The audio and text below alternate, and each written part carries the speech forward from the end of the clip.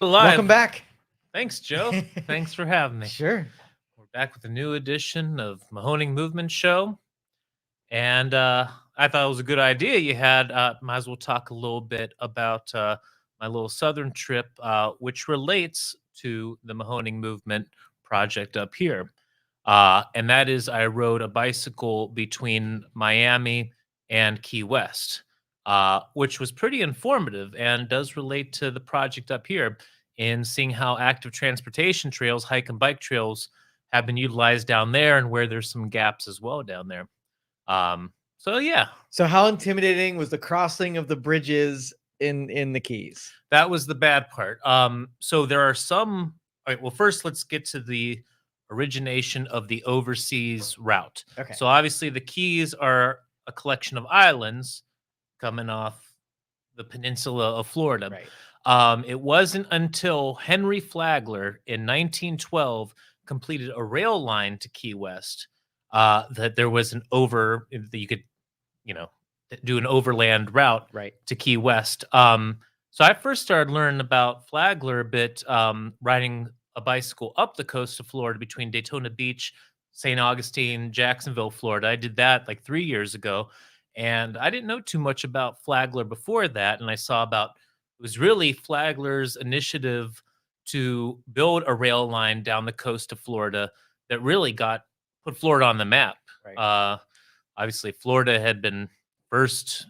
Well, obviously, Native Americans have been living there for thousands of years. Then Europeans, under Ponce de Leon and the Spanish, first started coming over to Florida in the early 1500s. Columbus was a little south of there, and then Ponce de Leon was like the first one on the mainland. So it wasn't until Flagler, with using Standard Oil money, he was like Rockefeller's right-hand man and made a lot of money himself. Well, he went vacationing down to Florida back when there was hardly anything down there. And he says, this is a good place to have a winter home. So he pretty much single-handedly paid to build a rail line all the way down Florida, put St. Augustine's the oldest European-made city in America. But it would, fallen into disrepair. So it was really Flagler building the rail line that put it back on the map as a tourist trap, and then continued building the rail line south all the way to Key West. And it was done right around the same time as the Panama Canal. So, right, those two engineering projects really, gave birth to the 20th century and were like the biggest engineering projects of its time up to that point. People said it was impossible to build a rail line between the Keys, and but he did it. So going back to the bridges, so he originally built both bridges and for smaller gaps in the Keys, he would just fill in. But there were a number of bridges, including the 7 Mile Bridge down there.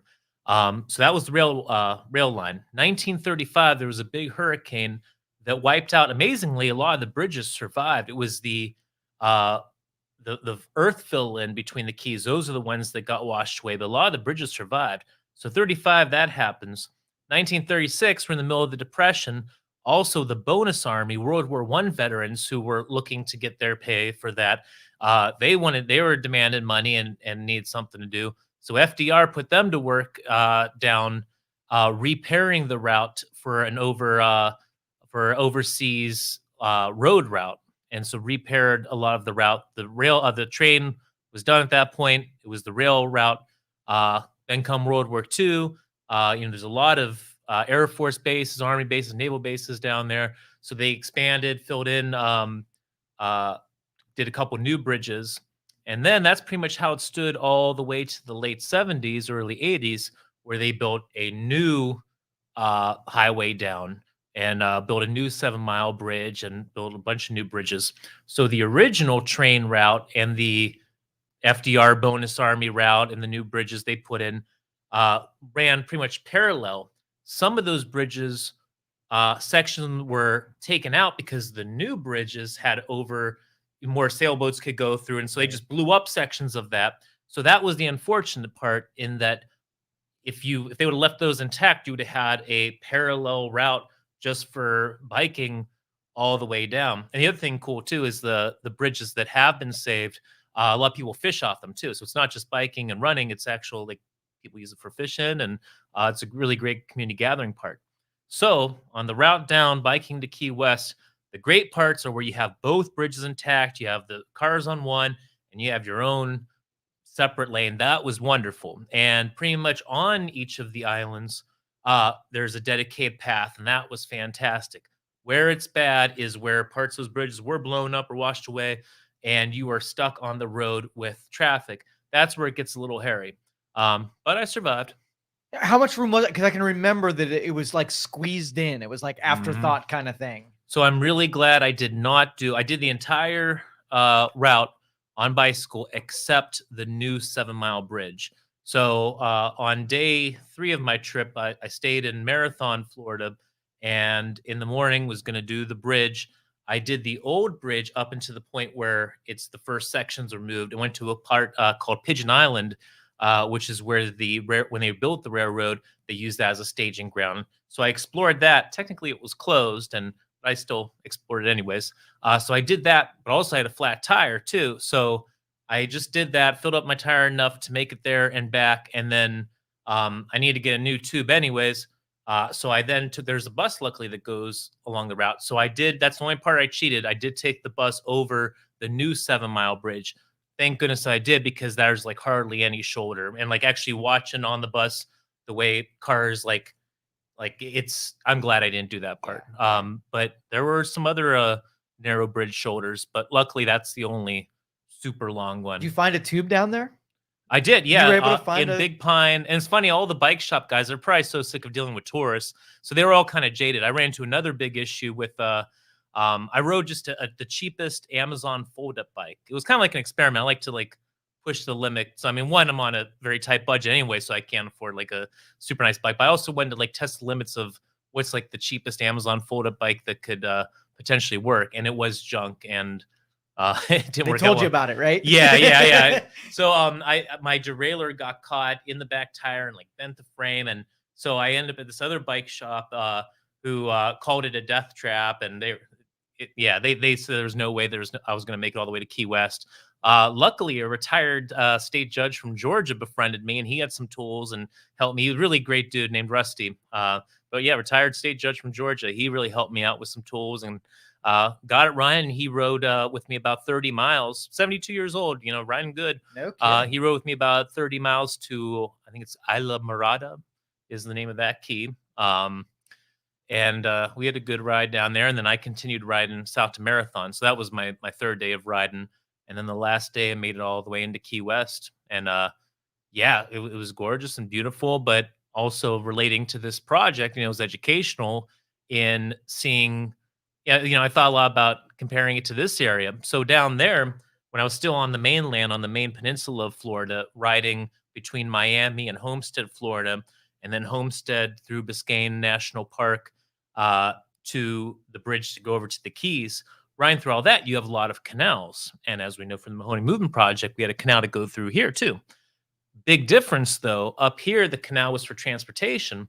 Down there, they built those canals because it's a swamp. You need to have channel the water to build the city of Miami and all of it. You have to Right. channel the water somewhere. So those canals are purposely for essentially water drainage, and you got levees and whatnot. So that was cool to see that. And but the pioneering transportation method was the train. Flagler building that. Now, a question for you. The times that I've been down there, I never really saw train remnants, tracks, or anything historical. Did it tear all that up, or did you find some of that? The other interesting thing is the old 7 Mile bridge. When they convert from a train bridge over to a road bridge, they use the train tracks as the guardrails. So Mm, that remnant exists down in Marathon, Florida. There's also they have a train, an old box car, showing and talks a little bit about it. Down in Key West too, they have the old Flagler station. So yeah, but that's going back to this is the great thing about biking as a method of not only transportation but also of learning about the area. Because when you're on your car, you're in the car, you don't get to really see that much. On the bike, you can see the little historical markers. They're kind of hidden from the road, and so I was able to learn about that. But yeah, this the southeastern Florida southeastern. I can't remember the exact name of the railroad. Florida South Eastern Railroad, I think is what Flagler Okay. originally called it. But yeah, it only lasted between 1912 and 1935. But it essentially built Florida all the way down the coast. Uh, where Trump is, Mar-Lago down, that all the tourist Palm Beach and all that. That was all essentially because of Flagler.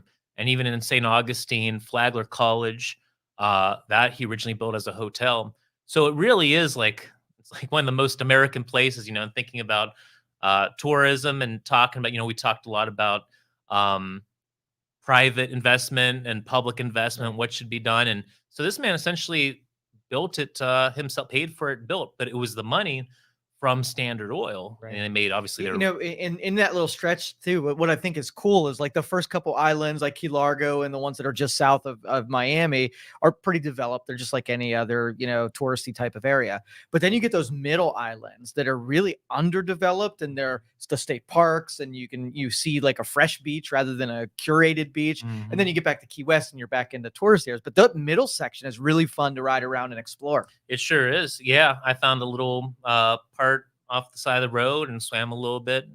Did you realize how cool is that? Yeah, because no one's really on foot there. There's cars passing through, but then you have, I think they're maybe mangrove trees or whatever, but they kind of hide, and so I was able just to put my bags down and dip in the water for a bit. That's so cool. Yeah, it was beautiful down there. And like I said, it kind of informed this project as well, thinking about the different forms of transportation and what needs done down there still to make a easier bike route. And like I said, repair the rest of the old bridges. And so you have that parallel route, which hopefully that happens at some point. So I saw you pose with the southernmost point, right? Uh-huh. Now I read that vandals took a swing at it and lit it on fire. Was it okay when you saw it? Yeah. What, someone lit the buoy on fire? Yeah. Really? Yeah, I think at New Year's. Oh, no shit. Yeah. It looked So- fine when I was there. That's maybe they interesting. did repair, but a bunch of vandals came through and lit the big buoy on fire. Oh man, that's crazy. Yeah, that's like the one little touristy thing I did was because there's a line everyone wants to get their picture taken with it. That's the one little touristy because I did wait. God, but that's where I was. Was there anybody towards. Around when you did that? Because it looked like empty. Oh yeah, no, someone Oh, else took. I took a couple in front of me. I took their picture, and then they took my picture. And then also one of the other reasons I want to do this is I'm very interested in Route 1. Route 1 goes all the way from Key West to Canada, and just crazy thing about one road doing all that. Oh yeah, there's the light January on fire. 1st. They lit it on. They lit it on fire, and they caught who did it because they got him on camera. But when did you go? It was January 10th when I made it down there. So yeah, just wow, they had it repainted that fast and everything. Yeah, I was kind of surprised because it looked pristine when you were there. Yeah, fresh coat of paint. Yeah, there you go.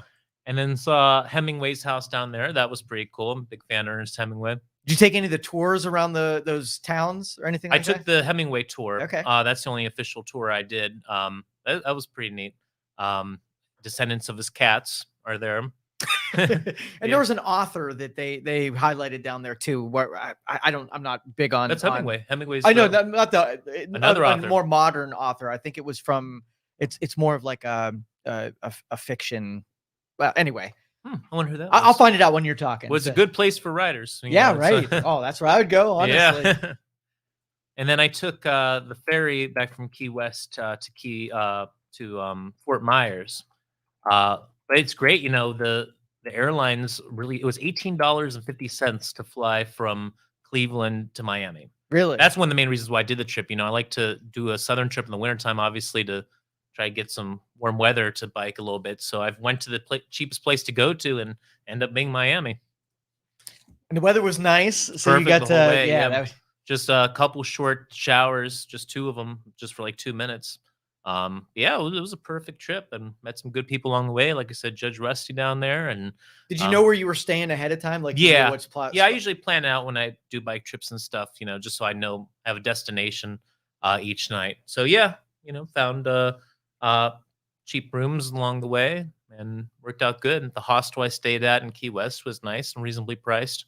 So yeah, it was a good trip overall. I mean, the bike was junk, but I love that you were willing to try something out like that. You didn't take the $2,000 bike that was a sophisticated marvel. I wish, the Death Trap bike. Yeah, but it worked, and I think it's an interesting way to travel, anyways. See, push the limits a little bit of it. But yeah, it worked out good. Learned a lot So along the way. when you're traveling with a bike, I mean, airlines processed it just like luggage and Yeah, that's obviously airlines charge a little bit more to bring a bike.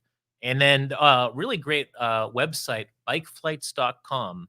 What they do is they use like the group corporate rates to get discounts on bike shipping. So I mean, normally it's really expensive to ship something, especially a large bike. But using bikeflights.com, it's pretty cheap. So I was able to ship the bike back from Key West to Youngstown.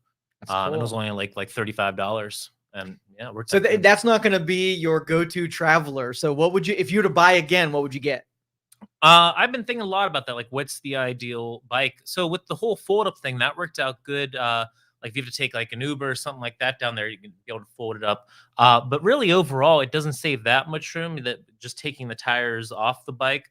To me, I guess the most important thing I've learned is the weight. Because one, it's cheaper if the lighter something is, the cheaper it is to ship it. And also on the airline, you want lightweight and also just to carry something around. So finding a lightweight but also durable, because also on the airlines they bang it around a bit. So I think ideally the long term is what is it? The titanium alloy bikes. They're both durable and lightweight, but they're also expensive. Right. So I, hopefully I one day. I would call the bike shops in Key West and ask them if, okay, so I brought this death trap in, you hated me for it. What could I have brought in that you wouldn't have hated, and then buy that? Well, actually, so Judge Rusty went back to that bike shop because I got in a fight with the bike shop because they were you could tell they were jaded. They used to deal with Yeah. tourists, and here I am, just like they thought I was just crazy. But he showed them the picture of me making it to the Southernmost Point, and so I did earn their respect. Right. So yeah, it wasn't my first rodeo. I've been doing some hard traveling like that through the years. So yeah, but you could tell how jaded all the bike shops were, but at least I earned their respect in the end. Yeah. Well, welcome back to Ohio Thank and you. all, and we'll get back next week on our normal routine. But I want to bring everybody up and give them updates on this awesome trip. So glad Yeah, you enjoyed thank you. yourself and glad you're back. Thank you, Joe. Thanks for having me, bro. All right, take care, Ben.